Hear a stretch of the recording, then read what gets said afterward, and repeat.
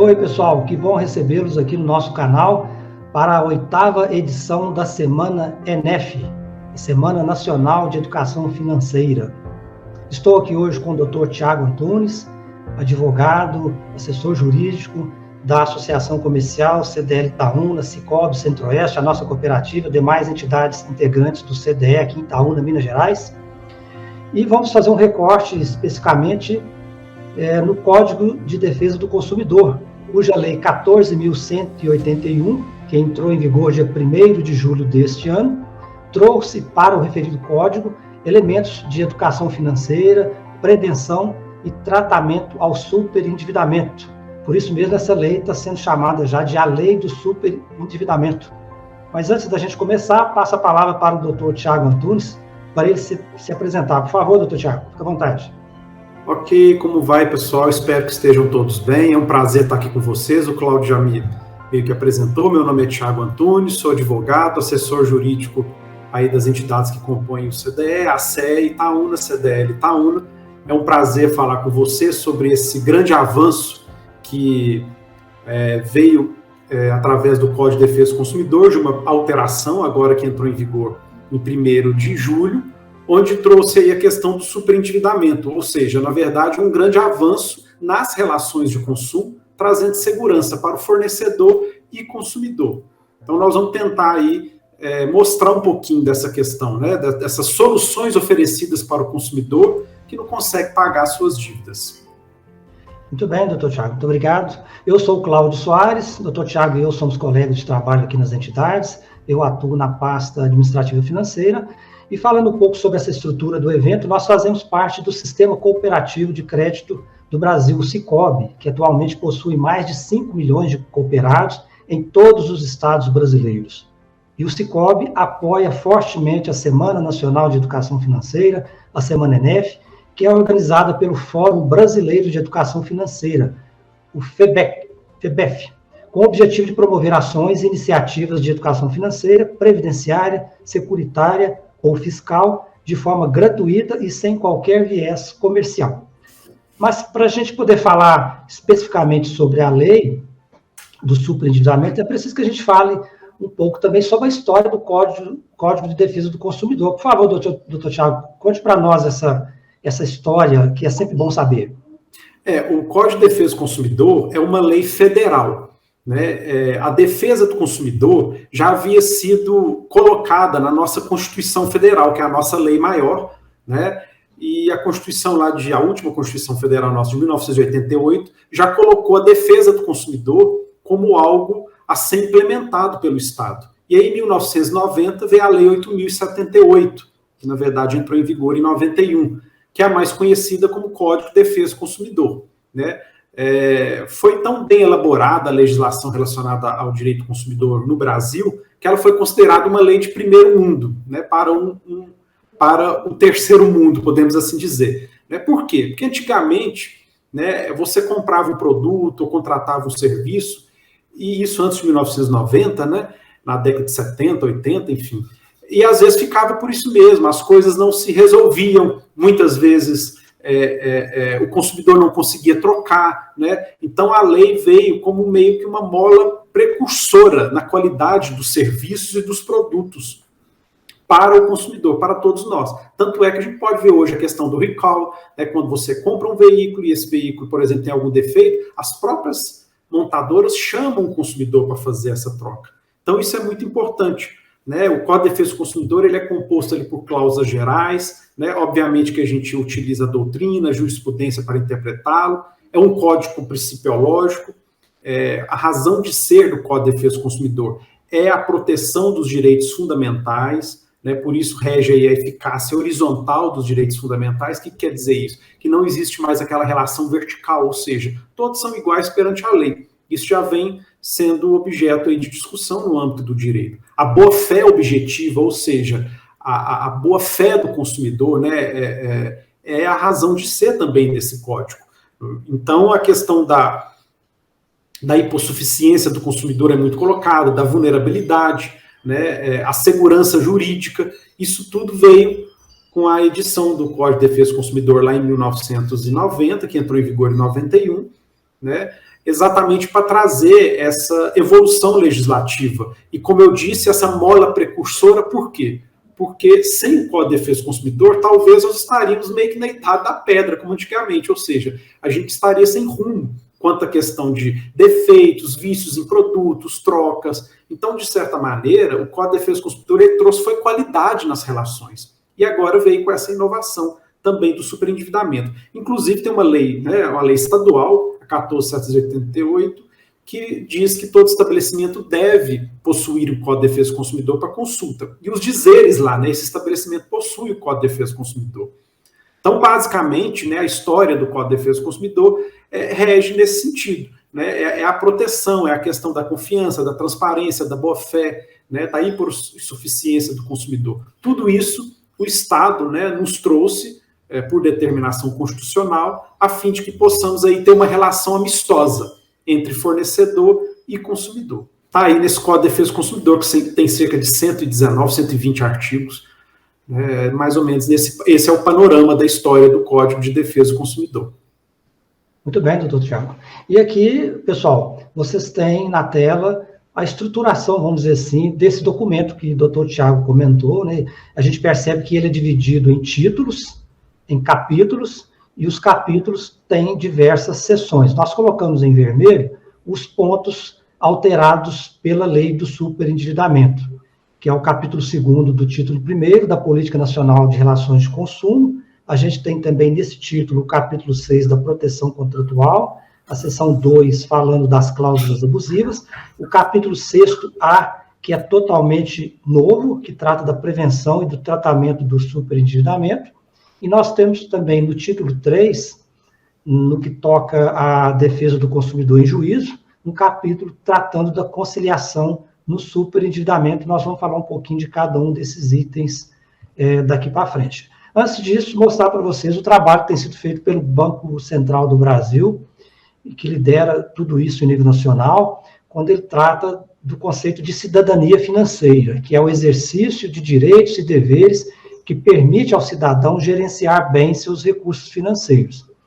E a cidadania financeira ela se desdobra em 4 pontos, vamos dizer assim: a inclusão financeira, que é permitir que as pessoas participem desse sistema. Muitas vezes o cidadão passa na porta de um banco, de uma cooperativa, e ele não se sente parte daquilo, não tem conta corrente, acha que não é para ele, ou seja, está excluído do sistema.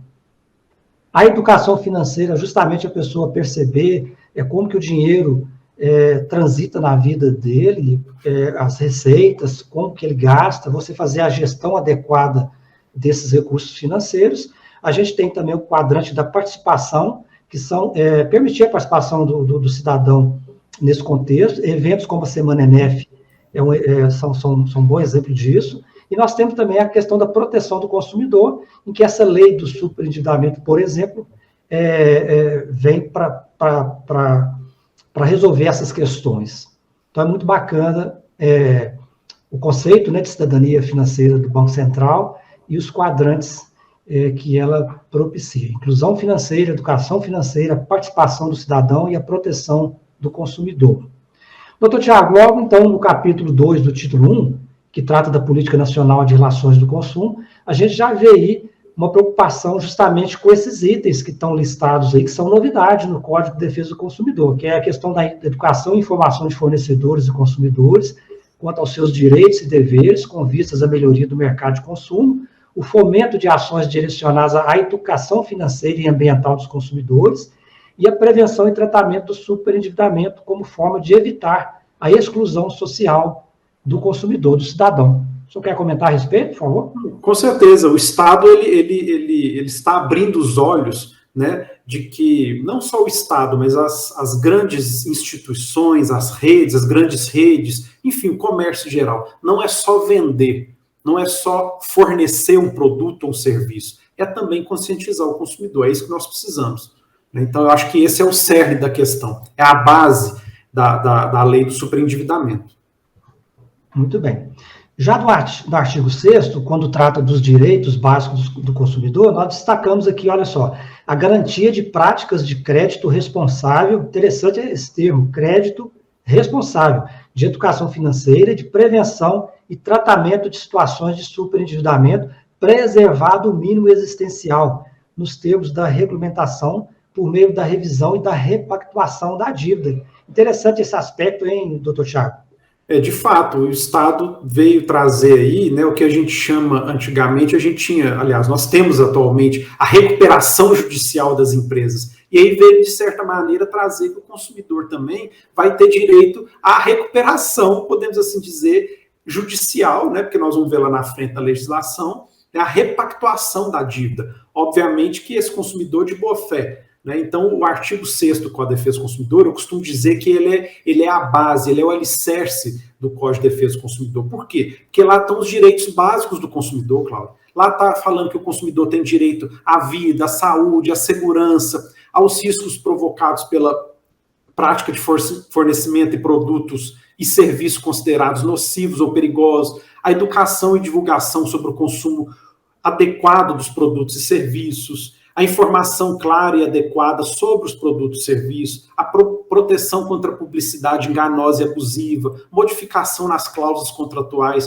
que sejam desproporcionais ao consumidor, a reparação dos danos ao consumidor, a efetiva proteção ali dos danos patrimoniais, o acesso aos órgãos do Poder Judiciário e a facilitação da defesa dos direitos do consumidor. E aí veio agora trazer também, né, esse alicerce, que é a garantia de prática de um crédito responsável, ou seja, veio falar para o fornecedor e para o consumidor, né, que ele tem que comprar, ele tem que adquirir, ele tem que contratar de forma consciente, né, porque isso vai gerar impacto não só para ele, mas para a sociedade em geral. Você que trabalha com educação financeira sabe disso. Todos nós sofremos com o endividamento de outras pessoas, não é verdade? Sim, com certeza. E no caso do Brasil em especial, né, que nós temos aí um número alarmante, né, de brasileiros com CPF negativado, né, são cerca de 62 milhões de CPFs negativados, daí a preocupação também com essa questão de ter uma lei tratando, né, a questão do superendividamento, não só tratando, mas também trabalhando na prevenção. Doutor Thiago, você comentou aí um pouco sobre a questão das cláusulas abusivas, né? E há, na seção 2 do capítulo 6º, título 1 também, essa abordagem desse tipo de situação. Quais os cuidados que o cidadão deve ter e também o fornecedor do crédito, no caso específico desse tipo de operação? Inicialmente, é interessante destacar que todo fornecedor, seja instituição financeira, no caso a cooperativa, o comércio, a indústria, o prestador de serviço, todos os contratos celebrados com o consumidor, né, como o Código de Defesa do Consumidor, ele trouxe aquela questão da hipossuficiência do consumidor, e aí a gente vai pegar um pouquinho tela do direito penal, que fala que in dubio pro réu, na dúvida, o réu não vai ser condenado, ou seja, e no caso de direito do consumidor, também nós temos essa expressão em latim, in dubio pro consumidor. Na dúvida, o consumidor vai ter razão, na dúvida, a interpretação vai ser favorável ao consumidor. Então, por exemplo, no caso de uma instituição financeira, quando ela for fazer um contrato de fornecimento de empréstimo ou qualquer outro serviço para o consumidor, é sempre bom ela estar atenta, porque qualquer dúvida, qualquer questão que gerar algum tipo de dupla interpretação naquele contrato, o consumidor, a interpretação vai ser favorável ao consumidor. Inclusive, no Código de Defesa do Consumidor, lá no artigo 54, não está aí, mas lá fala que todo contrato deve ter as letras, corpo da letra fonte no máximo 12. Então, quer dizer que, aliás, no mínimo 12, né? Então, não pode ser menor. Então, o contrato com aquela letra formiguinha, né, como eles falam antigamente, não pode, inclusive. Então, podemos assim dizer que são nulas aí de pleno direito, cláusulas contratuais que condicionam, limitem a forma de acesso do consumidor ao Poder Judiciário, que estabeleça prazo aí desproporcional, né? Porque o consumidor tem algumas questões que o direito dele é indisponível. Então, é a mesma coisa do consumidor for comprar determinado produto ou contratar serviço e a pessoa virar para o consumidor e falar, olha, você não tem garantia. Não existe garantia aqui. Assine um documento, nós vamos colocar em cartório. Isso não tem valor nenhum, porque o consumidor ele não pode dispor desse direito dele. E a garantia de determinados produtos e serviços é uma coisa intrínseca daquele produto e naquele serviço, né? A gente não é o tema aqui, mas a garantia legal é de 90 dias de qualquer produto durável ou serviço. Então, isso está intrínseco, não tem como tirar. Então, uma eventual cláusula dizendo que não teria essa garantia, ela é considerada abusiva. Ela é considerada nula de pleno direito.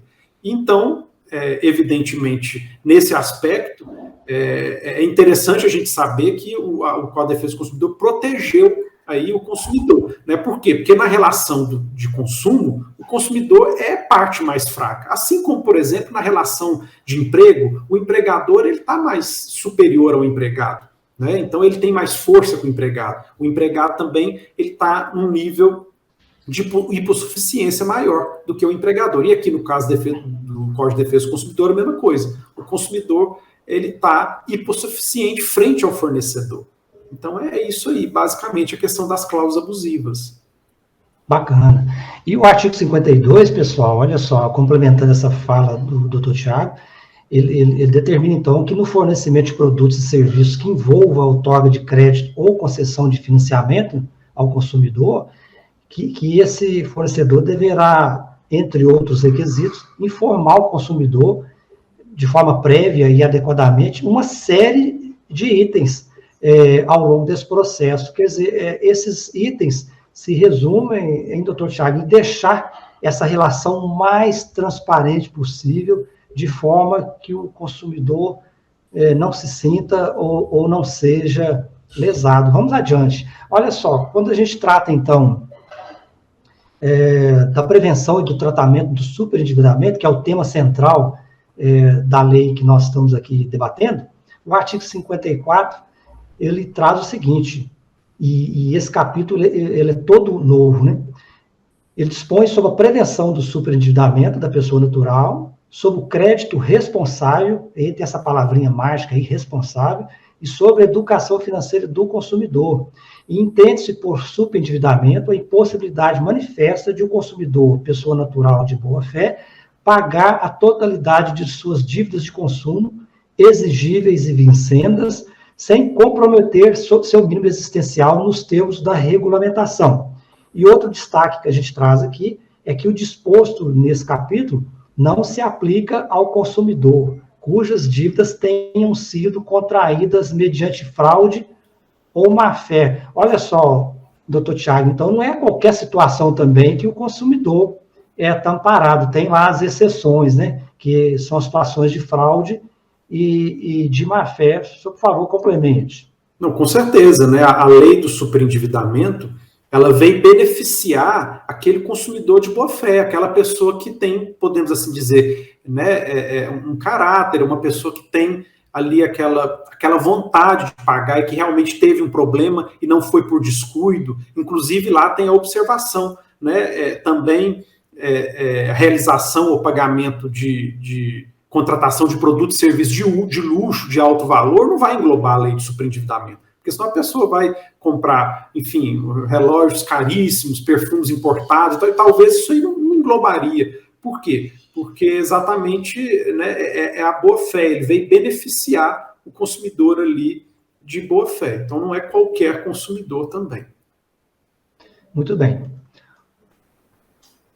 Outro aspecto interessante que traz como vedação, também no artigo 54 da lei em estudo, é o seguinte, pessoal, olha só, é vedado, então, expressa ou implicitamente, na oferta de crédito ao consumidor, publicitário ou não, vejam só, esses dois itens, indicar que a operação de crédito poderá ser concluída sem consulta a serviços de proteção ao crédito, ou sem avaliação da situação financeira do consumidor, vamos dizer que é o crédito fácil, né? E no item 4, assediar ou pressionar o consumidor para contratar o fornecimento de produtos, serviço ou crédito. E aqui um detalhe, principalmente se tratar de consumidor idoso, analfabeto, doente ou em estado de vulnerabilidade agravada, ou se a contratação envolver prêmio. São destaques interessantes na legislação, hein, doutor Thiago? É interessante também que isso tudo, como eu disse lá, nasce ali do artigo 6º do Código de Defesa do Consumidor, que fala dos direitos básicos do consumidor, que é direito à informação. Eu falo que é o cerne da questão.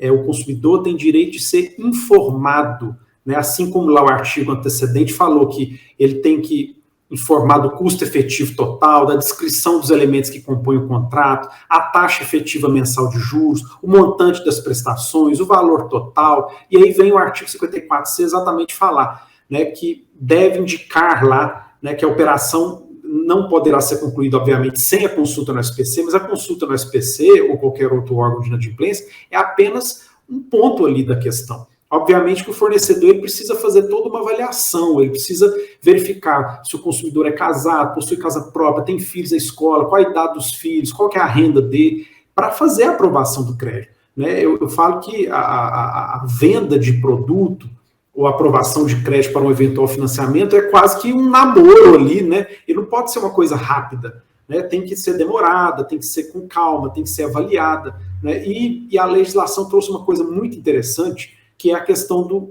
da indução ao consumidor, porque vem da informação. Se o fornecedor ele dá a informação exata, clara e precisa ao consumidor, pode ter certeza, ele não vai estar nem pressionando nem assediando, porque a lei já proíbe isso, inclusive a gente entende que isso é até crime, assediar, pressionar o consumidor a contratar determinado produto ou serviço, inclusive o consumidor idoso, ou analfabeto, ou doente, ou mesmo estado de vulnerabilidade. Isso é importantíssimo para a proteção dos cidadãos, para a nossa proteção. Porque muitas vezes eu já vi casos onde liga pessoas de telemarketing, alguma coisa, e fala de forma muito rápida, que depois você não consegue identificar na gravação que a pessoa ofereceu, junto com a contratação de um serviço, ofereceu um brinde para a pessoa. E aquilo ali vai passando desapercebido. Então, o código veio trazer essa questão da informação e da proibição, né, sendo vedado, assediar, pressionar o consumidor. Né, você tem que oferecer o produto de forma clara, precisa. Se ele não desejar a contratação do serviço ou compra do produto, né, você não pode, enfim, induzi-lo a erro, né, oferecendo brinde e assim por diante, porque acontece isso no dia a dia muito, né? É interessante esse aspecto, e a gente nota, hein, doutor Tiago, nós que trabalhamos aí com atendimentos nessa área de educação financeira, que esse assédio e essa pressão, mesmo com a legislação, ele está presente. A gente tem pessoas que reclamam que, por exemplo, acabaram de receber a aprovação, né, da concessão do benefício do INSS, por exemplo, e já tem instituição financeira que não se sabe como, tem o telefone desse cidadão e começa a ligar para ele, a mandar mensagens oferecendo crédito pelo fato dele ser agora um aposentado, né? Então, essa questão do assédio e da pressão, a gente dá esse testemunho, vamos dizer assim, de que ele continua, viu? Olha só, no artigo 54 ainda, doutor Tiago, na oferta de crédito, previamente à contratação, o fornecedor ou intermediário deverá, entre outras condutas, olha então, reforçando esse ponto que o senhor já chamou atenção, mas vale a pena, né? Avaliar de forma responsável, vale a pena destacar, as condições de crédito do consumidor, mediante a análise das informações disponíveis em bancos de dados de proteção ao crédito. E volto a dizer, esse tipo de coisa a gente ainda tem visto em propagandas na televisão de empresas que estão concedendo crédito independente do cadastro do cidadão. Isso pode ou não pode, doutor Tiago? Pelo que consta na legislação, não pode, né? Estou antecipando a fala do senhor aqui, mas vamos lá. Eu entendo que não, né? A legislação veio trazer, na verdade, todas essas alterações, eu costumo dizer que são inovações, são, mas intrinsecamente isso já estava no Código de Defesa do Consumidor, é o direito de informação que o consumidor precisa ter, né? E obviamente que a análise de crédito, né, é algo importante, porque como você vai fornecer um crédito para o consumidor se ele está com registro de inadimplência, né? Se ele está devendo ali na sua instituição financeira, ou seja, no seu comércio, na sua indústria. Em regra, não é comum, né, você oferecer para ele um crédito se ele está devendo, né? Então, você, na verdade, você está induzindo ele a superendividar, né? No popular, aí você está ajudando a enforcar mais o consumidor. Então, isso não pode. Né? Acho que é importante a gente destacar isso aí, e a questão da educação financeira. Eu tenho falado, que nós temos conversado, que as palavras mais importantes, educação financeira, informação, né? São duas expressões que a gente não pode esquecer em hipótese alguma. Muito bem, doutor Tiago. Dando sequência à nossa apresentação, pessoal, já na reta final, nós temos o capítulo 5º do título 3º, que trata da conciliação no superendividamento. E diz lá no artigo 104 que há requerimento do consumidor superendividado, pessoa natural, o juiz poderá instaurar processo de repactuação de dívidas com vistas à realização de audiência conciliatória. Então, é uma situação em que o sujeito, né, o cidadão, vamos dizer assim, falando popularmente, ele quebrou, né? Mas ele quer corrigir essa situação dele a partir de um entendimento via justiça. E esse trecho da lei diz também o seguinte, olha só que bacana, que o acordo, aqui no parágrafo 2º do artigo 104C, o acordo firmado perante os órgãos públicos de defesa do consumidor, em caso de superendividamento do consumidor pessoa natural, incluirá a data a partir da qual será providenciada a exclusão do consumidor de bancos de dados e de cadastro de inadimplentes. Bacana, mas ele acrescenta, olha só, bem como o condicionamento de seus efeitos à abstenção pelo consumidor de condutas que importem no agravamento de sua situação de superendividamento, especialmente a de contrair novas dívidas. Então, doutor Tiago, a gente entende que há toda uma proteção, sim, ao consumidor, ele na situação de superendividamento, que deve ser tratado, se a situação dele estiver a esse ponto, e trabalhar, sim, na prevenção, mas ele também leva para esse sujeito um dever de casa, que é ele fazer um corte, vamos dizer assim, a partir daquele momento, e procurar regularizar a sua vida financeira, né? Interessante esse ponto, você não acha?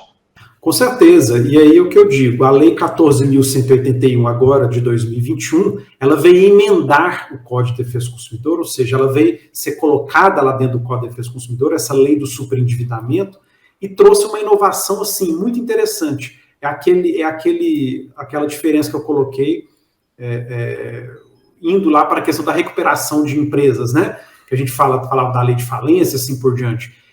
O consumidor, ele pode declarar que ele está superendividado, né? O consumidor, pessoa física natural, e ele pode ir à justiça, ao Poder Judiciário, podendo inclusive ir para o juizado especial sem custas alguma, declarar que ele está, né, superendividado, e instaurar um processo de repactuação de dívidas. Ou seja, então o juiz vai receber isso, ele vai mostrar lá, olha, eu tenho 5, 6 ou 10 credores, eu quero que seja aberto um processo de repactuação de dívidas, o juiz ele vai apresentar esse plano, né, como que ele quer pagar as dívidas, o juiz vai chamar os credores, chamar as empresas para uma audiência de conciliação, para ser apresentado esse plano de repactuação de dívida. Inclusive, a legislação fala, lá no artigo 104A, que se chamados credores para audiência de conciliação e ele não comparecer nessa audiência de conciliação, né, ou não mandar procurador com poder para transigir,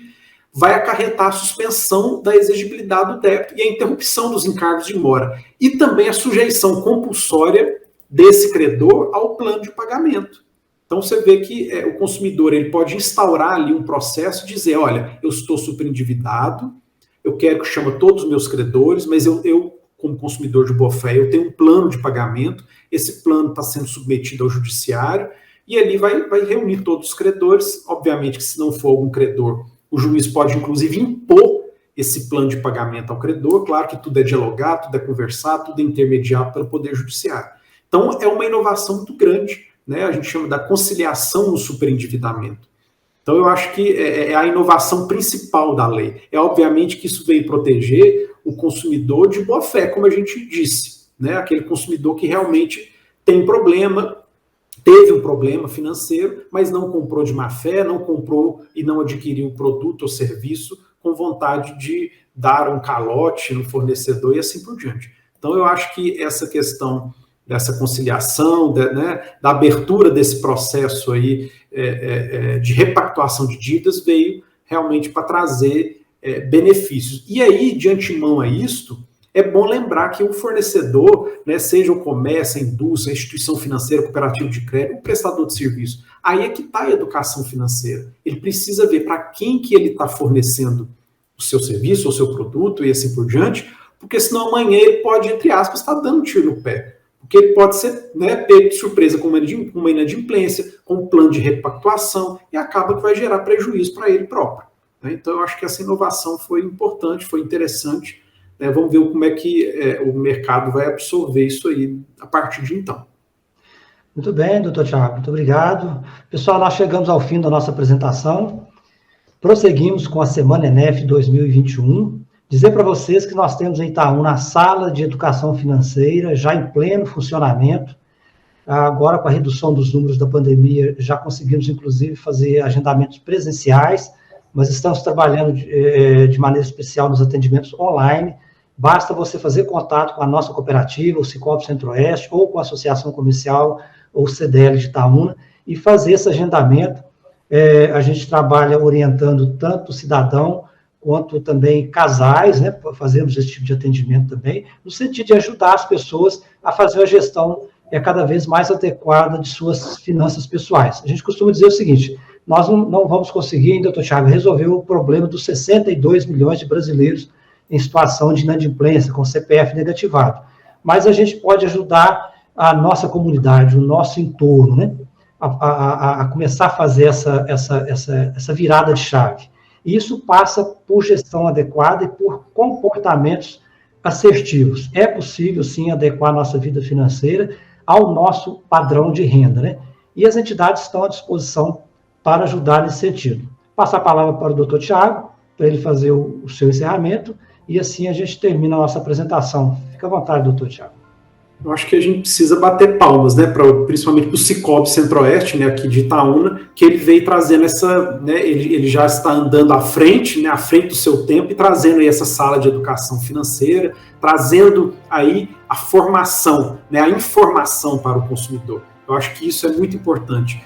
No âmbito do direito do consumidor, vários órgãos protegem o consumidor. Nós temos o Ministério Público de Defesa do Consumidor próprio, nós temos nas grandes capitais, delegacia de proteção ao consumidor, e agora ver que empresas particulares, instituições, como no caso do Sicoob, procurando aí dar educação para o consumidor, procurando abraçar o consumidor, não só se preocupando em fornecer um financiamento, ou um serviço, ou um produto para o consumidor ali, o cooperado, né, em geral. Ele quer, na verdade, fornecer aquilo de forma consciente.